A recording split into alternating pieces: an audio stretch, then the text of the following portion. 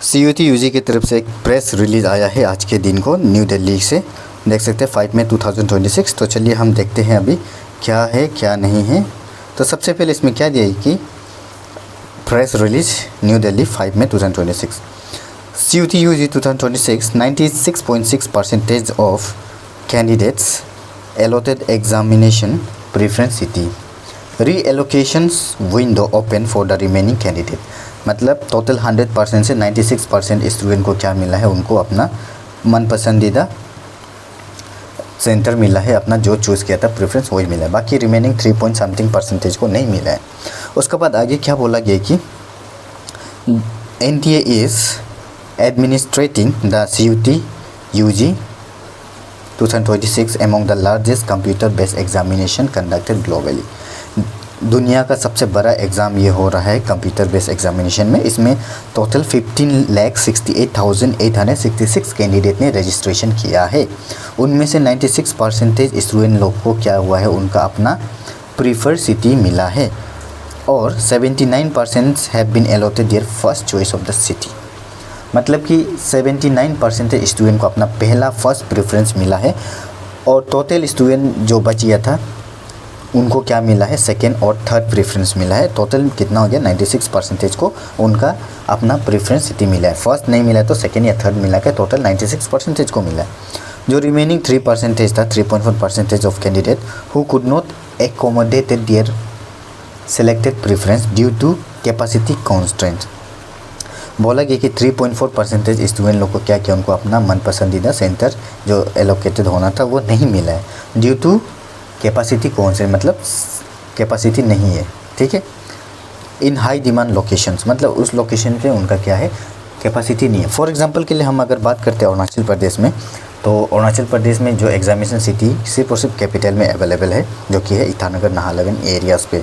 ईटानगर में तो फ़िलहाल है ही नहीं, नाहरलगुन पे ही है, जो कि आपका आयोन डिजिटल है ए सेक्टर में। उसके बाद आपका नेरिस्ट है निर्जली पे, उसके बाद आपका RGU। बस 4 ही कुछ जगहों पे अवेलेबल है।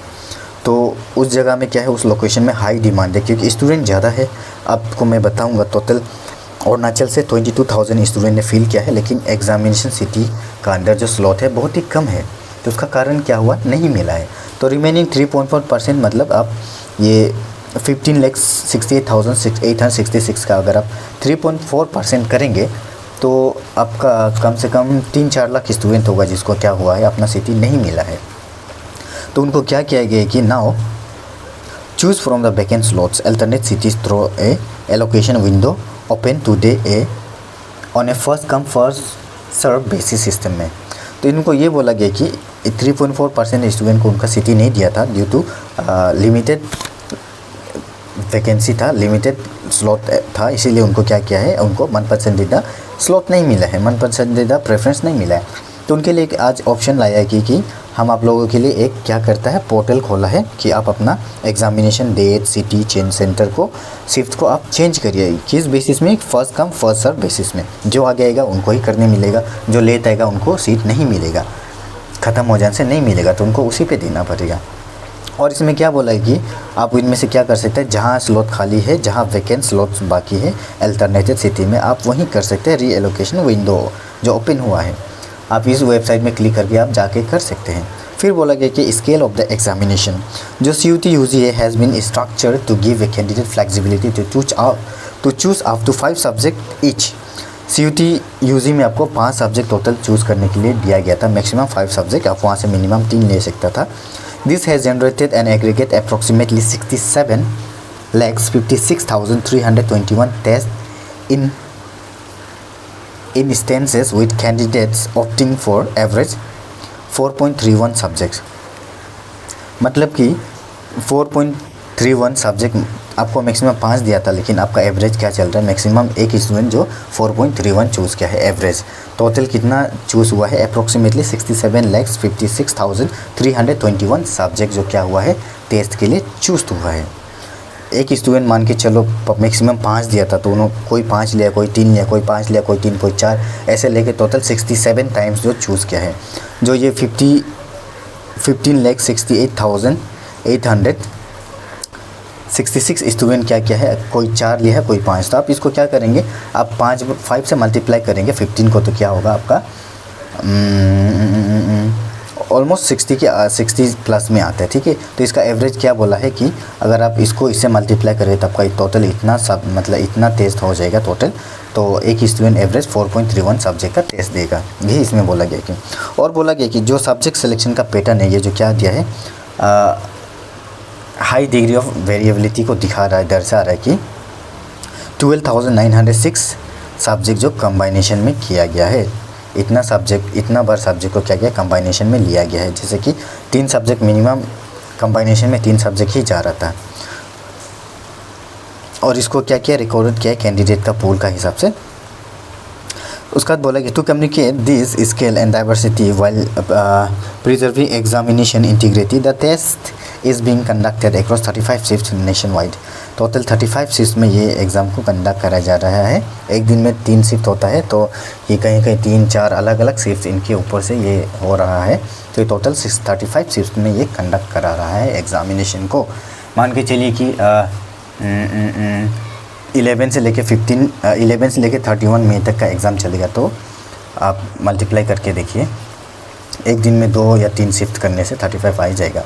15 to 30 होते हैं ना, तो एक दिन में अगर 2 स्लॉट है तो आपका 15 दिन में क्या होगा, 30 शिफ्ट तो ऐसे ही हो जाता है। तो टोटल 35 स्लॉट शिफ्ट हो रहा है इन लोग का नेशन वाइड में, all over the India. And इसमें लिखा गया कि the distribution of the candidate by number subject opted in the follow.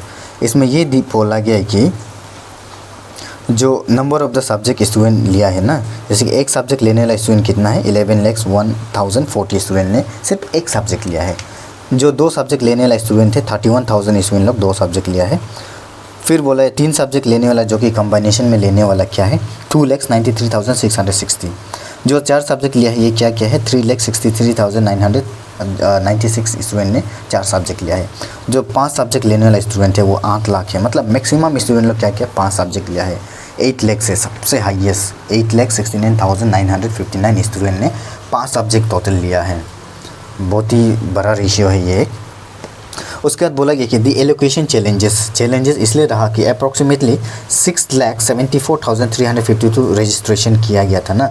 About 43% of the total candidates originate from the just 3 states, जैसे कि उत्तर प्रदेश, बिहार और दिल्ली। जो 6,74,352 रजिस्ट्रेशन किया था, इसमें से 43 जो % का कैंडिडेट है वो क्या करता है, 3 स्टेट से आता है। मतलब ये 3 स्टेट्स में बहुत हाई स्टूडेंट अवेलेबल है, यूपी, बिहार और Delhi. This 3 states alone counted 29,93,554 effective test. तो ये 3 ही स्टेट में कितना हो गया, 29,93,554 टेस्ट यहाँ रह जाएगा। उसका 9,922 सब्जेक्ट का कम्बाइनेशन हुआ है। यहाँ अलग अलग आप रेशियो देख सकते हैं। उसके बाद बोला गया कि the available computer based testing infrastructure is this status whiles substantials is finite and constructed demand specific place significant pressure on the existing test centre. फिर आगे में क्या बोला गया कि यहाँ आप देखिए एलोकेशन ऑफ द आउटकम्स का बारे में। 79% of the candidate have been allotted the first choice of the city, जैसे कि मैंने यहाँ पे बताया था। जो 79% स्टूडेंट्स को फर्स्ट सिटी मिला है, जो टोटल 96% है जो उनको अपना प्रेफरेंस मिला है, 3 प्रेफरेंस से एक ना एक तो मिला है। और जो 3.4% है इनको क्या मिला है, नहीं मिला है, उनको अपना मन पसंदीदा प्रेफरेंस। उन लोगों के लिए री एलोकेशन विंडो लाया है कि आप अब दोबारा करिए, इस पोर्टल पे जाके करिए, फर्स्ट कम फर्स्ट सर्व का बेसिस में। अगर आप जल्दी करेगा तो आपको सीट मिलेगा, नहीं तो आप ऐसे रह जाएगा। अगर आप नहीं करेगा तो आपका पुराना जो आया था उसमें ही आपको एग्ज़ाम देना होगा। फिर एडवाइजरी कैंडिडेट को दिया गया कि carefully verify the allotted examination city centre date shift and mention on the admit card. Candidate seeking reallocation should be visit, ये वेबसाइट में विजिट करना है। At the earliest available slots will be offer on the first come first basis. आपको जल्दी जाके इसमें करो बोला है, नहीं तो ये खत्म हो जाएगा फर्स्ट कम फर्स्ट सर्व का बेसिस में। Make travel and accommodation arrangement well in advance, आपको आगे से ही आप एडवांस में अपना अरेंजमेंट कर लो जाने के लिए। उसके बाद reach the examination centre will well before the reporting time to avoid inconvenience, आपको एग्जामिनेशन सेंटर जल्दी पहुँचो बोला है। The national testing agency is autonomous organisation under the department of higher education, ministry of education, government of India. Detail state wise subject subject wise distribution registered candidate is provided annexure 1 and 2 respectively. तो मैं आपको दिखाता हूँ। Total देखिए 67,55,857 total आप देख सकते हैं यहाँ 67,55,856 टोटल है यहाँ पे। उसका यहाँ मैं स्टेट वाइज दिखाता हूँ आपको। ये देखिए अंडमान और निकोबार आइलैंड से 804 टोटल रजिस्ट्रेशन हुआ है। उसके बाद जो आंध्र प्रदेश से 22,000 हुआ है और अरुणाचल प्रदेश से देखिए 13,000 हुआ है। अरुणाचल से 13,000 स्टूडेंट ने रजिस्ट्रेशन किया है। और ये number of the combination seat Arunachal से जो कि एक सब्जेक्ट लेने वाला 48 स्टूडेंट है, 2 सब्जेक्ट लेने वाला ये है, 3 सब्जेक्ट लेने वाला ये है, 4 सब्जेक्ट लेने वाला ये, 5 सब्जेक्ट लेने वाला ये मैक्सिमम है। 4,313 स्टूडेंट ने क्या किया, पूरा 5 सब्जेक्ट को लिया है। तो ऐसे हम सभी का देख सकते हैं। चलिए हम बिहार, यूपी और दिल्ली का बात करते हैं। देखिए बिहार में कितना है आपका 14,04,269 है, ये अकेला बिहार का है देखिए। हाँ, उसका हम फिर से चलते हैं अभी दिल्ली। दिल्ली में भी देखिए 14,04,160 है। फिर अभी हम बात करते हैं लेक्स में जाने वाला किसका है, यूपी 3,85,923 है, ये यूपी का देख सकते हैं। और यहाँ पे क्या था, दिल्ली का 1,44,160 और बिहार का कितना था 1,44,000। यूपी और दिल्ली का बहुत ही ज़्यादा है। बिहार और यूपी का डायरेक्ट 3 लाख चला गया और बिहार का 1 लाख है, ये दिल्ली का भी 1 लाख है। तो ये था वीडियो, आप लोगों को पूरा डिटेल्स दे दिया है क्या क्या हुआ, क्यों हुआ है ऐसे। ये एनटीए ऐसे ही होता है क्योंकि बेचारा उसका भी गलती नहीं है, क्योंकि स्टूडेंट को ऑप्शंस देना चाहता है ना, एग्ज़ाम देना चाहता है, लेकिन क्या करेगा, स्टेट में एग्जामिनेशन सिटी का कमी है। क्योंकि दूसरा स्टेट्स में तो अवेलेबल है, लेकिन नॉर्थ ईस्ट का स्टेट में ये जो क्या है सीटें अवेलेबल नहीं है। ये हमारा गवर्नमेंट का ही किया है। अगर हम लोग का गवर्नमेंट हम लोग स्टूडेंट के लिए सोचने से हम लोग का पास क्या होना था, ऐसे इधर उधर भाग दौड़ करना नहीं पड़ना था, स्टूडेंट को प्रॉब्लम नहीं होना था। तो आई होप गवर्नमेंट ये चीज़ को सोच के जल्दी कुछ सेटल करेगा, कुछ बेटर लाएगा ऑप्शंस। तो वीडियो को यहीं एंड करते। Thank you for watching video.